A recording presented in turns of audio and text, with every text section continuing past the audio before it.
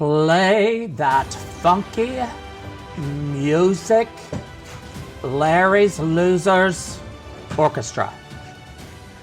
I mean, seriously, play it. Play it like you mean it. Play it. Play it. Play it. They do it every week. They just play it. Play it. They jam it funkily and funky and all the things with the lingo of coolness because they are Larry's Losers Orchestra. Give them some love. Yes, give them some love. Give them some love. Yes. Yes, thank you. They work day and night to bring you the tunes. Day and night. Oh my, thank you for being here for our, you can hear Wrigley's squeaky toy. Yeah, he's excited too. Thank you for being here for our 11th installment of Loser Talk with Laird, losing a lot more than just weight. I'm so excited that you're here with me. So is Wrigley. If you haven't heard by now, I have a new website, theevolutionoflarry.com. I just can't believe it. It's in its early stages, so be patient. I'm adding a little bit here and there, so it's still being built, but I'm so proud of it. It has a lot of mom in there, my family, my fur children, as you can hear in the background. You get glimpses of me during different stages of my journey. It's so beautiful. Last week, you heard the special Mother's Day edition, and you heard the significance of hummingbirds in my life. So you will see hummingbirds all over the website. Mom loved purple, and she looks so beautiful in it. So that's the base color of everything. Just to explain some of the design concept to you, go to the evolutionoflarry.com. This will be a hub of all things happy. All things happy, all things health and wellness, all things loving ourselves. There's no more fear of us or the food or the scale, etc. It's a home base for our loser family to gather and to grow, to lean on each other and lift each other up through our journeys. It's a beautiful place to have a home base. We have our own loser masterclass Zooms. We offer one-on-ones with me where we can meet and focus on your personal strengths and roadblocks. We have merchandise. Have you seen it? Merchandise. I designed a t-shirt. There's a water bottle so far. Just fun stuff. I've just been having fun with it. We're also going to have a landing page for recipes, motivational playlists, a monthly link letter that will start in June. That's going to keep us all informed on the latest happenings. And we're even going to have a loser lounge that it's going to highlight a transformation every month, a loser lounge, lots of exciting things coming. So make sure you are a part of this. Get on there and leave your email also. Yeah, get on there and leave your email. That's what I want you to do is leave your email so you can be a part of this. Also, all of my social media stays the same. So follow me on Larry's Losers 22 on Instagram, the Evolution of Larry on Facebook. Also ask to join our private Larry's Losers VIP on Facebook, where we have exclusive content with our loser family gathering and communicating. So much to do to keep us engaged and excited about our health and wellness journeys. If you're liking the work of this podcast, I have left my Venmo link on here. The Evolution of Larry and Facebook have other ways to leave donations also. I'm so grateful you're here with me. Are you good at moving on? You know the part of the God grant me the serenity to accept the things you cannot change part? Are you good at that part? Accepting and moving on? What about boundaries? How are you with boundaries in your life? Do you have trouble setting boundaries at your own detriment? We tend to suck at all of this because we don't value ourselves. So, just using myself as an example, I tend to dwell on things. So, I have trouble moving on. I let things get to me. I take things personally. Well, I used to, but we're going to get to that. I let it bother me to the point that it causes depression, anxiety, stress, all the things. I used to. When I was younger, I had no boundaries. I didn't set boundaries with people. I felt like I was being nicer by not setting boundaries and just saying, yes, of course I will. Of course I'll be there. Of course I'll do that. Of course I can. Yes, I'd love to. Of course I will. To everything. And then not following through with most of it. I didn't follow through. I wouldn't show up. I wouldn't help with anything. I hated myself, so it didn't matter what people thought of me. It didn't matter that they thought I was wishy-washy or had no integrity. I just drink. Nothing mattered. Hated myself. These are just examples of me and my unhealthy. Okay? That's my unhealthy, all right? Now think of those questions and your answers. And after I tell you the story about boundaries and letting go, we will define solutions and healthy. Okay? So here's the story. By now, most of you know my early years began on a farm, but Mom really didn't like that life. And after a few years, we migrated into town. Town was a very small town of about 1,200 people, so it was farm town. I really never fit in anywhere. On the farm, in town, anywhere in Indiana, I always felt uncomfortable, like I had to be someone else, and I'm not very good at that. Anywho, we moved into town, found this beautiful house on a hill, huge front yard for us kids, big backyard, lots of land. That was still make Dad happy. He could still do his huge garden, and trust me, he did. And Mom could be in town. I could be 2 blocks from school. The house would need to have a little remodeling, well, actually a lot of remodeling, to fit our family. The people that sold it to us, very interesting older couples. So interesting. I'll never forget them. Harold and Gracie Roberts. They had created a sanctuary outside. The sanctuary outside was a zoo. I'm not kidding. It was a zoo. They had peacocks, they had reindeer, they had lots of animals. Inside their home was a square dancing palace. Once again, I'm not kidding. Beautiful hardwood floors, blue shag carpeting on all the walls. Blue shag carpeting on all the walls, you heard me. For acoustics, it was a sight to see. Gracie, who was 4'7", had dug out the basement herself. She seriously took a shovel and made a basement herself. You should have seen the kitchen. All the kitchen was made for her, of course. She was the cook. So the sink was like 3 feet off the ground. So all this had to be redone for us, for Mom, for regular sized people. So everything had to be redone. So back to the basement. 4'7", she had dug out the basement. Mom and Dad had a grand idea of carpet squares and big dreams of bedrooms down there for the older kids. Not me, of course, because I got the only other room upstairs next to Mom and Dad. They also took the beautiful sunroom, which was devastating to me. Oh my God, I loved that room. It was at the front of the house. That overlooked the hill, all the windows. It just overlooked the hill, and it had a fireplace. It was so beautiful.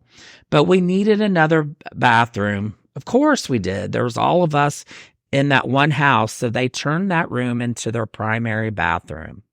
Mom made the house exactly the way she wanted it. She picked out the brick. It had a tint of blue that she loved. Dad took Mom to Arthur, Illinois, to meet with the Amish, to design her dream kitchen. They made all the cabinets custom by hand. I remember how excited she was. She was getting double ovens. She was getting anything she wanted, and she deserved it. She furnished the house entirely with Tell City Furniture. If you're from Indiana, you know what that is. It was a company here in Indiana that is out of business now, but it was a very nice furniture company. She had every room furnished with their pieces. Our family home was complete, beautiful. We lived, we loved, fought, laughed, cried. Lots and lots of all of it over the years happened in that house. So many memories in our beautiful home. Well, as you know, Mom and I took care of Dad there in that home and helped him transition there. So now he's gone. Mom and I moved away, and I had to help Mom transition at my niece's home. So now my sweet mom is gone. Speaking of boundaries, my sister is extremely sick with alcoholism and very toxic. There's no communication with her anymore. Boundaries, right? That leaves my brother, who was left living in the house. Before Mom left, she wanted to be comforted knowing her 3 kids were safe and taken care of with homes, at least. My sister has a place to live. My brother could live there if he could handle the utilities and payments of taxes, house insurance, etc. And I have a house. But she kept going back to my brother. His whole life he was non-functioning, especially now. Total meth addict, drugs, alcohol. She knew deep down he would not be able to take care of the situation, and it bothered her so much up until the end. It actually was such a big deal to her that just a day before she left, we had a notary come in to sign an amendment to the will to change it from the property being in us 3 kids' names to just mine. She knew I was strong enough to handle it, that finally all the enabling was over, and he would have to fend for himself. As hard as that was to think about, she even said she was glad she wouldn't be around to see it. So Mom left. Shock set in with me, and a couple of years went by. I hesitated to put the house in just my name and left it as it is for the time being. I texted my brother not long after my mom left and told him that if he could keep the utilities on, then there was no illegal activity up there, which was laughable. I mean, seriously, it was always illegal activity up there. It was a flop house. He could continue living there. If not, I would have to sell the house.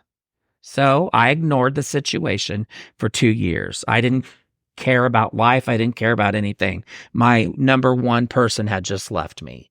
So 2 years go by. And then the fall of 2023, something is telling me to put the house in my name. You all know that life guides me. And life was telling me, Larry, go put the house in your name. So that was October. So my niece and I make a visit.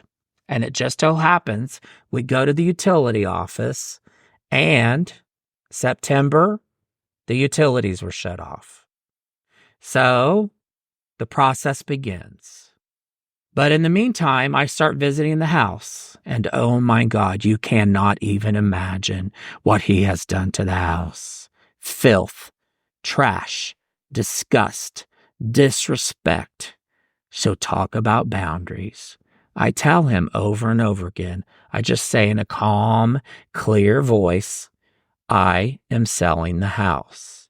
You have to get out. At first he says, okay, it's your house. I'll get out. That's what he says at first. But then the excuses start coming. And then the mean brother starts coming. And then the drug addict brother starts coming. The brother that no one ever dared stand up to before. How dare I tell him no?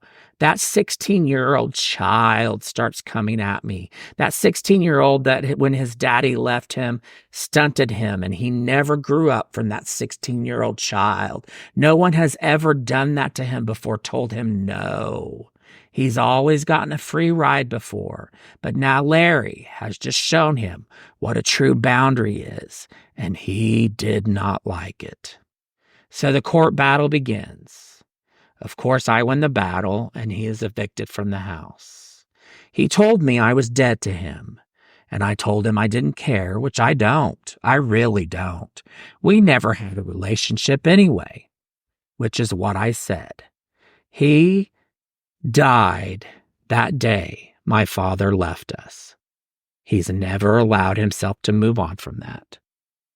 Anywho, my niece and I showed up the day we were told by the judge at noon to evict him with the police. It was very sad and horrific. He had friends there helping him. He was panicked, strapping belongings to a truck.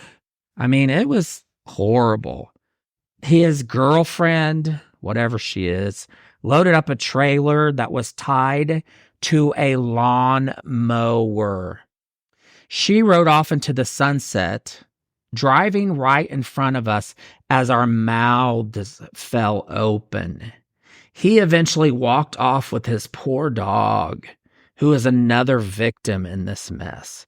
He walked a few blocks to his property my aunt gave him that is down on the riverbank. He's now homeless, living in a camper, all the belongings strewn about.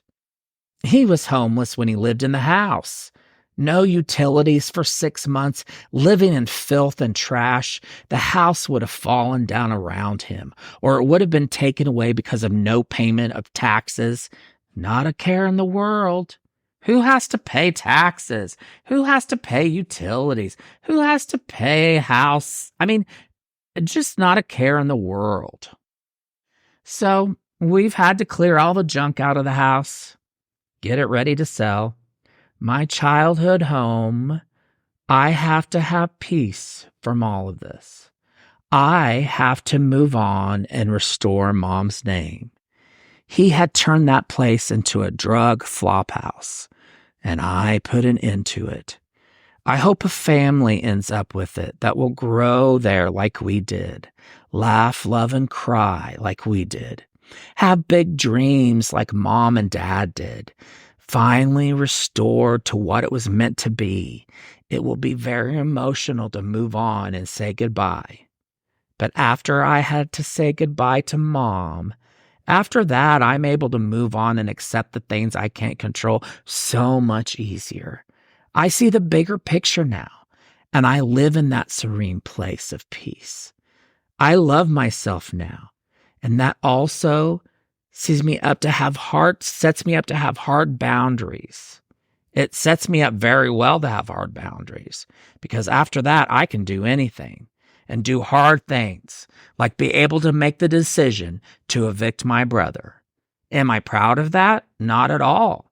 But do I feel guilty? Not at all. I did the right thing. I did what Mom and I had discussed so many times. I did what was right for me, what was right for the house, for the community, and ultimately for my brother. He's needed tough love his whole life, and unfortunately, he's just now getting it in his 60s. I honestly think it's way too late for him, but I have my own life to live.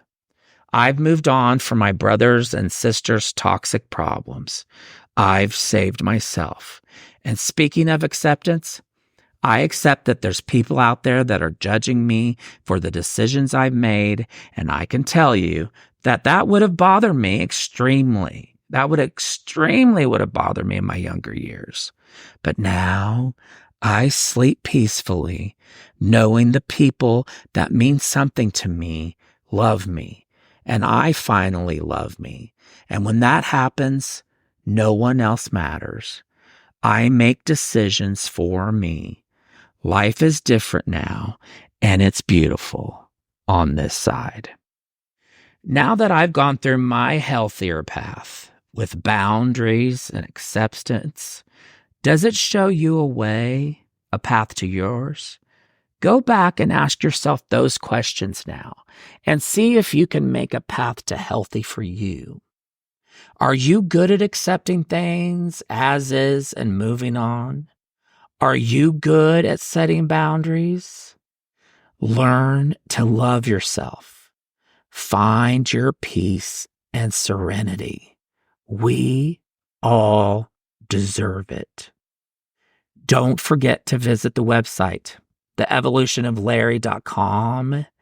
It's a work of love in progress. Leave your email for the loser link letter coming soon. Follow Larry's Losers 22 on Instagram, The Evolution of Larry on Facebook. Ask to join Larry's Losers VIP group on Facebook. Our loser family is gathering with lots of fun ways to connect on our health and wellness journeys. We even have our own loser masterclass Zooms, and all of you are welcome to join. Everyone can join. If you're liking this podcast vibe, you can leave a gift. I provided the Venmo link on here. The website and Facebook have other ways to gift also. I am so happy you're with me. Now, before I leave you, here's some words of wisdom. Daring to set boundaries is about having the courage to love ourselves, even when we risk disappointing others. Thank you so much for listening. See you next time. I love you all.